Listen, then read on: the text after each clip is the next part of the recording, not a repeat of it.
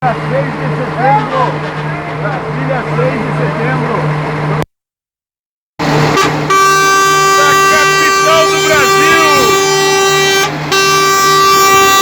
Patriotas de todos os cantos estão chegando. Patriotas de todos os lugares, de todos os estados, de fora do Brasil. Patriotas que moram no Japão, no Chile, nos Estados Unidos, todos aqui em Brasília, pela liberdade do povo brasileiro. Acabou esse processo. 30 anos de uma democracia socializada, uma democracia comunizada.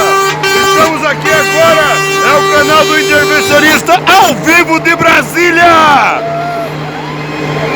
Brasil acima de tudo, só Deus acima de todos.